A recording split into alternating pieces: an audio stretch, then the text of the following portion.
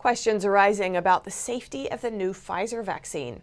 Some elderly people are reportedly dying hours and days after taking it. NTD's Miguel Moreno has more on those cases. The highly anticipated CCP virus vaccine is rolling out internationally. But a few reports of elders dying either hours or days after getting the vaccine are raising questions about the Pfizer vaccine's safety. In Sweden, an 85-year-old man with pre-existing conditions died of a heart attack a day after getting the shot. In Israel, 2 elderly men died within 2 hours of getting it. And in Switzerland, a 91-year-old man died 5 days after getting vaccinated. According to these reports, both Swiss and Israeli healthcare workers have said that some of these deaths don't appear linked to the vaccine, or that it's highly unlikely they are, citing a history of health problems. Pfizer sent condolences to the family of the Swiss man, but they also said that the elderly and other at-risk people are likely to still suffer from other health problems unrelated to the vaccine. In other words, the vaccine probably isn't going to heal their pre-existing health problems. Miguel Moreno, NTD News. Californians are grappling with a new surge of the virus and the effects of the stay-at-home order that comes with it. With the country's largest population of almost 40 million people, California now not only has the highest COVID case count since the beginning of the pandemic, it also has the highest new cases per capita on a 7-day average, according to the CDC's report as of December 29th. Over the Christmas break, California has overtaken Arizona and Tennessee to report the highest average of 95.3 daily cases per 100,000 residents over the past 7 days. Overall, 1 out of every 20 people in the state, or 2.1 million Californians, have contracted COVID since the beginning of 2020. The recent surge of new COVID cases came after Governor Newsom ordered most of the state to be placed under another round of restrictive lockdown starting on December 6th. However, the orders have been criticized by some Republican politicians. They say closing small businesses and ordering people to stay mostly at home will do more harm than good. By now, it ought to be obvious that the lockdowns have failed to contain this virus. After 9 months of this unprecedented experiment in social engineering, the virus continues to spread. Common sense should tell us that the more infectious a virus and the deeper it's already penetrated into a population, the less effective mass isolation will be. Despite the criticism, California has extended regional stay-at-home orders for Southern California and San Joaquin Valley. We do as much as we can to keep our mask on. Those simple tools, I know we've talked about it for so long. Many of you are tired of hearing it and tired of doing them, but we are in this moment where it can really make a difference. The orders are active for at least 3 weeks due to low ICU capacities in the regional hospitals. NTD News, San Francisco.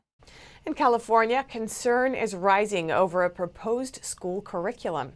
Here's more on the story from NTD's Eileen Ang in Silicon Valley. The state is proposing to teach the critical race theory as part of the ethnic studies model curriculum in K-12 schools to address racism. The idea was first proposed in 2016 with a goal to bridge races and cultures.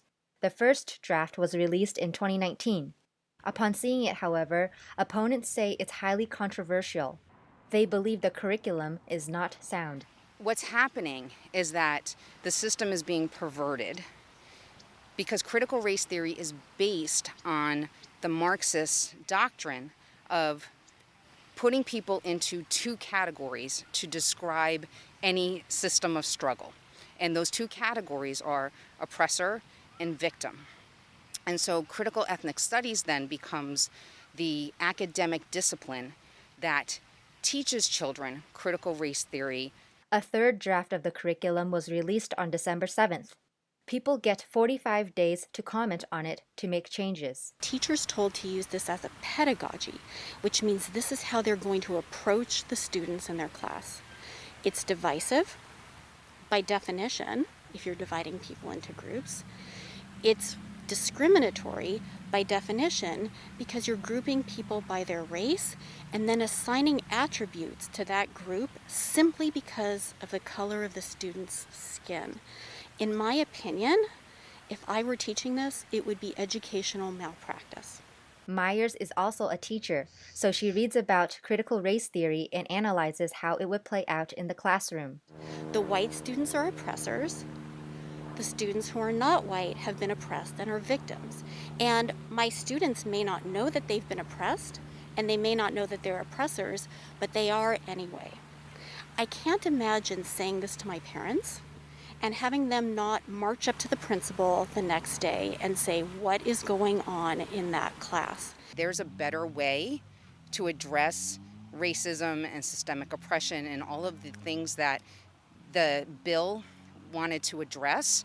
There's a better way to do it. There's a way to build bridges. There's a way to build community. There's a way to lift up all of these ethnic groups and show their strength, show their leadership, and to do it in a way, again, that builds empathy and builds community with kids. Their goal is to raise awareness through their organizations. They ask that those disagreeing with the curriculum contact state and local officials to suggest revisions. State law requires the Board of Education to make a final decision by March 31st, 2021. Once approved, the curriculum will be available to all high schools across California. Reporting by Eileen Eng, NTD News, California. A first-of-its-kind ban on tobacco took effect in Beverly Hills on the first day of the year. It's reportedly the first city council in the nation to enact a ban like this. Beverly Hills has more than just upscale shopping and Hollywood stars. It now has its very own one-of-a-kind citywide ban on tobacco products. City Council passed the ban in June of 2019, and it took effect on New Year's Day. Businesses can no longer sell tobacco, but there are some exceptions for existing cigar lounges. City Council voted on the measure following input and recommendations from the city's Health and Safety Commission. Then Mayor of the city, John Mirisch, said at the time, "We are a city that has taken the lead on restricting smoking and promoting public health. Somebody has to be first, so let it be us."